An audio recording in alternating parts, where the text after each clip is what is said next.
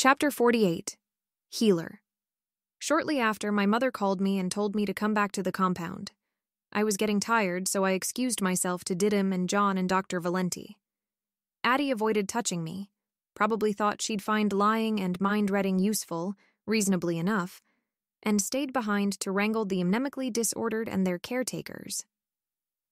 I stopped in the throne room to see what was going on. All of the fragments of Volturi were gone from the floor, either turned to ash or reconstructed as participants in the new order. Alec was gone too. My mother was arguing, although not particularly heatedly, with Siobhan. Their respective mates were there, but not participating in the conversation. My father had his hand linked with my mother's, but appeared distracted, and occasionally muttered something about the goings-on he was listening to. "Acknowledge that you were indispensable," my mother said. "I acknowledge that you didn't have to let me step up, that you could have done so yourself, and that you probably still could if you decided to, and that's why I'm offering the compromise conditional on you trying one meal of animal blood. You have the blast memories, you're in a better position than I am even to guess that it has beneficial cognitive effects." "To guess, sure," said Siobhan. "It's not exactly conclusive." "It's a small sample size," allowed my mother. "But I don't think I'm asking much. One meal, enough to turn your eyes gold. See if you think it's worth the trade-off. If you don't, I'm prepared to consider you sufficiently self-controlled, even on a human blood diet, that I'll give you dispensation to get it in a less sentient package. Ransack whatever the Irish equivalent of the Red Cross is, if you decide that you'd prefer to go on living in Ireland after all, regardless of where I set up. But I think it was fairly predictable that I wouldn't be allowing murder." "And Liam?" Siobhan inquired, arching an eyebrow. "Same deal. I remand him to your custody, so to speak," my mother said with a dry sigh. "I suppose there's no reason in principle you couldn't have different diets, but yeah, same deal." "And if I don't like this deal?" Siobhan asked. She didn't sound challenging, exactly. She was just going through her options, all of them. "Then I guess you can try to take me and my fledgling empire down, and I get to see how my new bodyguard is going to work out in practice," my mother said, staring up unblinking into Siobhan's eyes. "You're who? You don't mean Edward, do you?" Siobhan asked. "No, Elsie, would you come here?" my mother called over to me.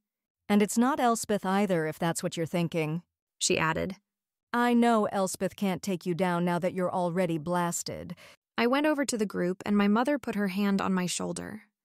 I noticed that Alaria was standing there. I blinked at Alaria, who realized that I'd gone under my mother's shield. "Oh, hello," she said. "Yes, I have this job now. Don't look at me," she added, moving around to stand behind her new employer. I boggled for a moment, then turned to Siobhan and said, "It would be a bad idea to attack her. You wouldn't win. If I tried to explain why, it wouldn't make sense to you, but it's true." Siobhan took in this information with puzzlement, but nodded slowly. "One meal?" she said, holding up her index finger. My mother nodded, and, to her credit, didn't even look especially smug as Siobhan and Liam left the room. "Mama, how did you get her to take the job?" I asked. "Asked nicely and promised not to acknowledge her existence when it isn't necessary," my mother said. "There will be a gap in coverage, so to speak, when she catches up with her family. I can fill in with Renata if it seems necessary then, but she's agreed to stick around while I handle things like that early on. I might call on you to vouch for her existence a few more times in the coming days." "Okay," I said, and I looked at the clean floor, free of ash pile hints. Who lived and who died? Alec, Renata, Santiago, Dwi, Emel, Zafrina, Benjamin and Tia, and Vasanti and Mehul were all willing to take jobs in the Empire. I'll figure out exactly what they all do when I draw up an org chart. Corin's dead. Heidi's dead. Felix and the other non-witch miscellaneous guards are dead. Charles and Amir and Li Qing and Piotr are dead. Tamusi and Valdis are dead. Abdelmajid, Hao, and Kazuo, and Sukhothai, and OK don't want Empire employment, but convinced us they wouldn't stir up anything untoward if let to go free. So we did. "What about the people we brought with us?" I asked. "Wait for the org chart," my mother advised. "Okay," I yawned. "I think I'll go to bed now." My mother stroked my hair. Sleep well. I found Jake in our room, in wolf form but asleep in the living area.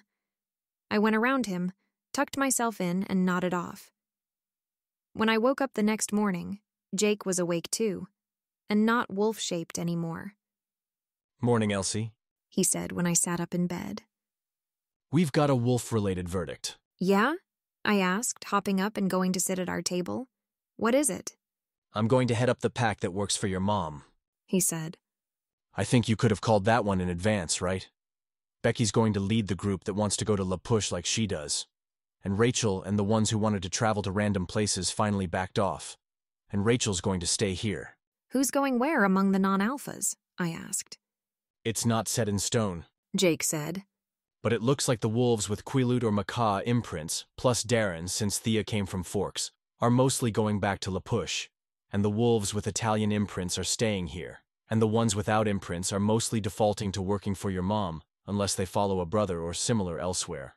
Like, Paul and Harriet might stay here because Miles is staying here because of Esta. What about the orphan puppies? I asked slowly. Well, before they were just raised communally because of the whole "we are all friends here" enforced vibe of togetherness, Said Jake. so it's not clear who they belong to if not all of the wolves and imprints as a group. I think some people might semi-formally adopt one or two apiece and take them along wherever. Or Rachel's pack might just raise them together, here, so they don't have to get uprooted again. Or some combination. For that matter, some of the younger wolves are still really young, 13 and 14 and 15, but I guess they'll just fold into the packs and go where they want like everyone else.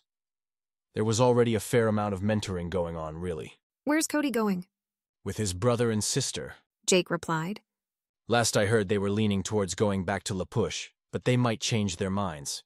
I'm not sure. I'll probably visit Forks sooner or later, I said, leaning my chin on my wrists on the table. To meet my grandfather, I remember him. remarked Jake. He's a good guy. I just hope that, everything that happened back then didn't wreck him, I said. His best friends died, and he thought my mom died too, and he knew Carlisle and Esme and Rosalie and Emmett were taking care of me. But then, as far as he knew, I disappeared and might be dead too. My grandma Renee doesn't even know I was ever born. She thinks my mom died while pregnant with me, Your mom was never pregnant. Jake said. Yeah, but she said she was to Grandma Renee since she didn't know about vampires and stuff. When I was a newborn, I got dozens of pictures taken of me every day, so they could send them to her later when they would make sense according to the timeline they gave her. I think now we're probably going to tell her everything. Probably her husband Phil, too. Do you have any idea where your mom is going to rule from? He asked. Not sure, I said. I don't think it'll be here, but I don't know where else it would be. What do you suppose the odds are on a volcano fortress? He laughed. Better than you might think with Benjamin on the team. I giggled. I think me and you and your pack will probably live in a village-like extension of the volcano fortress or other center of the empire, though, since I'd bet anything Alice will be helping. Oh, the mere suburbs of the volcano fortress, oh well. He grinned at me. Hey, Your Imperial Highness, do you think I get a fancy title too? If you want one, I guessed. I think those are mostly just for fun. Or at least they are now. They might accumulate some gravitas in the next 50 or 100 years. He said, thoughtfully stroking his chin. Oh well, I'll think on that. You want breakfast? Very much, I said. And we went to the comfortable, familiar, now with 100%-less brainwashing village cafeteria. After breakfast, which was dinner for Jake as he'd been up all night again, I spent the morning standing near my mother as she made it clear, through my honesty voice, to various people that they really didn't want to try to attack her. Soon after, she fetched Renata and was only seen in her company for the rest of the day. Noonish, the wolves with local imprints went out into the world to find the imprints' families. They were, by and large, still affected by Chelsea's lingering work, telling them that those families weren't interesting enough to be worth contacting. But they were able to appreciate the idea that it would be good to let their children meet their grandparents and aunts and uncles, and so on.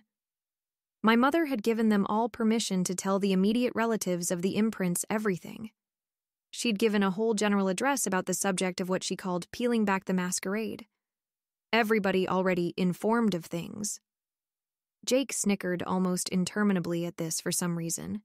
could get permission to disclose said things to people they knew, and although they were still expected to be reasonably discreet under other circumstances, hiding from individuals was to be de-emphasized in favor of hiding from mobs. My mother planned to set up something suitably bureaucratic to turn people at a manageable rate once the knowledge was freely available. We can't just go around turning everyone, She said. or even everyone who asks, as appealing as that is. We'll give priority to witches, people who are imminently dying, and people with a personal in, and relax the requirements as we develop the infrastructure to handle it. I overheard Alice muttering to herself about how she should call Genevieve and tell her that it was safe to go home. We're going to tell Grandpa Charlie and Grandma Renee everything, right?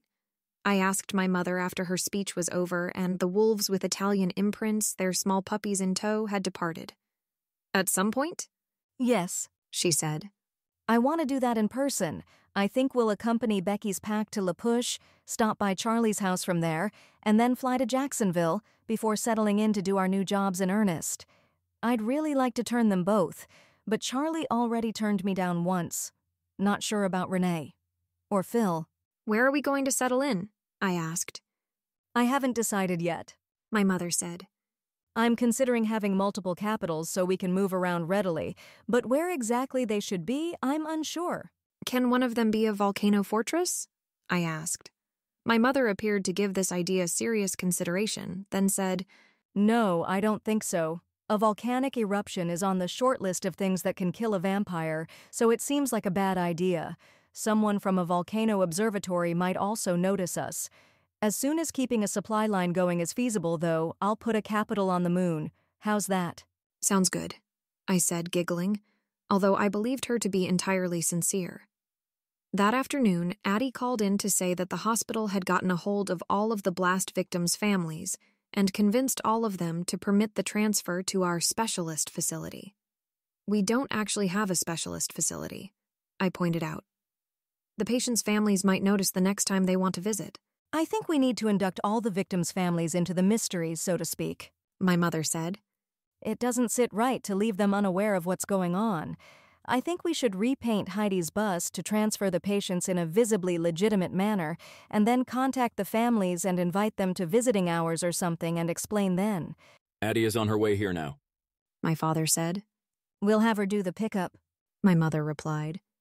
Elspeth, if you'd go along, I think it would be useful to have you there. It made me a little queasy to think of Heidi's bus, historically used to transport the Volturi's meals, carrying people ever again.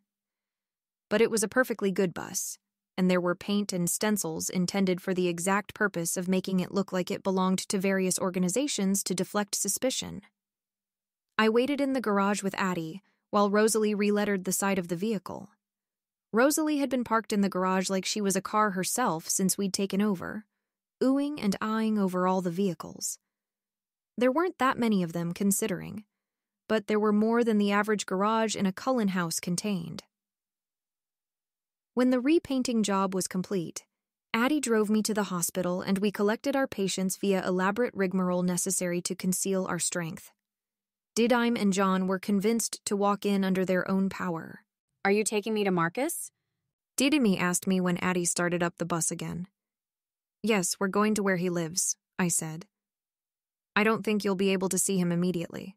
We probably need to talk to Paula's family first. I will talk to them if I need to, although I will need translation, at least until I'm turned again and can easily learn the language here. But why must I wait before I can see Marcus? She asked. Well, I'm not sure if you do, I said. You'll need to talk to the Empress. She'll be the one deciding that. Didime sighed and gazed out the window at passing buildings. I want a chance to take Edward's power before Marcus lays eyes on her. Addie said. I want to watch that happen if it happens through his eyes. That's not something you see every day. I'll want a copy, I agreed. Sure thing. Incidentally, if your mother chooses to disclose to their relatives who's responsible for their condition, you might want to warn them that they'll only break their hands if they punch me in the face. Addie said. Right, I said. Did you tell Didime and John about that? No, it didn't seem prudent. Although I was sort of surprised that you didn't. Addie said. I didn't want them making scenes in the hospital, I said. I guess I'll tell them when we get there if my mom doesn't say I shouldn't, Well, she said, pulling into the compound garage. here we are. We escorted the mnemic disorder patients into the first floor rooms my mother had set aside for their use. They were equipped for the humans the Volturi had occasionally employed, like Gianna. The Empress should be here any minute, I told Didymi, and then John. We'll stick around to translate. Sure enough, my parents were both there a couple of seconds later. By unspoken agreement, I translated for Didymi, and Addie did the same for John. I want to see Marcus. Didymi said immediately. You will. My mother said. However, there's a few things I want to cover first. One, now that I'm in charge, it is not acceptable for vampires to eat humans. I understand Addie already explained that to you. She said you eat animals. John said. It sounds repulsive. Be that as it may. She said. If you want to drink blood at all ever again, you'll reconcile yourself to the situation. This is my mate. He reads minds. She pointed at my father with her thumb. For future reference. I didn't know it was possible for us to live that way. Marveled Didymi. She paused and said, I mean, you? It is. My mother said. Side effects include pretty eyes and less of an impulse to murder people. Second thing, Didymi? Yes? Said Didymi. I will also require your mind-reading verified word that you will not in any way, shape, or form encourage Marcus to try to upset the new power structure. My mother went on. In the event that you are sufficiently yourself to render him more functional than he presently is. Since he was one of the ruling order the last time around, I'm more than a little concerned about the possibility. He's not a threat without you. He might be with you. Didymi blinked rapidly. I never wanted to rule the world, she said. I wanted to leave with Marcus. Well, Marcus might require a layer of spackle before he can go out, even at night. My mother murmured, glancing at my father. He nodded once, confirming that Didymi did not appear to have any aspirations for world domination. But understood. I was obliged to translate this oddly due to the lack of spackle in ancient Greece, which I thought was just as well. I'd already warned Didymi about Marcus's cosmetic alterations. Can I see him now, please? Said Didymi. My mother regarded her, then finally said, Elspeth, would you go tell him to put his eyes in and come down here? I nodded and went looking for him. He was up in his room in one of the towers too far away to have heard our conversation, or I would have expected him to turn up as soon as Didymi's name was uttered. Marcus? I said, leaning into the room. The door was open. Yes? He asked, not turning around. There was no reason for him to, without his eyes located in his head. You should put your eyes in and come downstairs, I said. There's something you're going to want to see. Later, Addie showed me what she had read from Marcus. The girl, the princess, approaches my room. She's the first person to disturb me all day. I've been left alone, and the solitude is welcome, and I don't have to stare at it. I know it's there. I know her absence, but I don't have to see it. I see nothing. The little princess comes in. Marcus? She says, Yes? You should put your eyes in and come downstairs. She says, Damnation! There's something you're going to want to see. I don't want to believe her, but she does know me, doesn't she? With everything she received by way of Addie, by way of Aro, and she sounds truthful in that way she has. It's an old agony anyway, and another minute or two will be little enough compared to the millennia behind me. I fetch my eyes from the box I put them in. As soon as the box is open, I can see the ribbon. The wretched, mutilated ribbon, mocking in its colour that ought to belong only to whole and undamaged connections. The one who did it is dead. I can hold my sanity if I remember that. I believed that before too. But I think I know better now. I put my eyes where they grew, and hold them there while they heal in place, and follow the little princess down the stairs. As we descend, approaching others, new relationships become visible emanating from her in bright twists of light. I read them, to take my mind off the shredded ribbon as best I can. I can't see her connection to her mother. I can't see anything attached to her mother. but I can see benign, drab disinterest from her leading to her father, and the blocky, obviously artificial, but robust red-gold paternal affection, almost their shared hair colour, from him to her. Addie's work, voluntarily carried out with Chelsea's power, and perhaps it doesn't matter to anyone that it didn't grow that way. And between the princess and Addie herself, sea green shot through with cobalt, wrapped in a milky sheen, mutual acknowledgement of usefulness, they enjoy each other's company, but there's mistrust. On both sides. I might not have guessed that without looking. My white symbol of pain flutters in an imaginary wind. There are humans down there. The little princess warns. Don't hurt them. Be careful. I am already aware of this new law and more than old enough to have mastered my instincts. I don't know why she mentioned it, and we get closer and round the corner, and from the little princess there's an anxious, uncertain swirl of fuchsia towards Didyme. She resembles her, but subtle differences, and human, with a heartbeat, with brown eyes, with flushed skin, but Didyme. Disbelief melts away when the ribbon repairs itself before my eyes and wraps around her like a cloak. It's not complete. It's not symmetrical. She doesn't have a ribbon of her own. Somehow she's human, somehow reborn, and humans don't produce those ribbons. I've seen the wrapping phenomenon before. I saw it from the new emperor, for one, towards his mate when she was human and hadn't begun to screen me out yet. I've seen it in myself before, when I went to look at Aro's sister as she turned, and I waited for her to wake. Didyme, every moment of pain, every fraction of a second that crawled by in despair as I stared at the flailing ribbon, is redeemed. The ribbon is not complete, not yet, but it is healed. She's smiling at me, smiling in that exact way. But as I look at her, she seems uncertain. Did she think I wouldn't recognize her? What has happened? Didyme, I say aloud, and she beams and steps into my arms. After Marcus said her name aloud, Didyme abandoned the tentative wait-and-see attitude she'd adopted and pitched forward. Marcus held her, but like she was made of tissue paper, careful not to do damage. How? He breathed after a silence. I sent him a summary, not wanting to ruin the moment with further words. Marcus and Didyme stood together, swaying faintly, and for the first time in more than 2,000 years, Marcus smiled.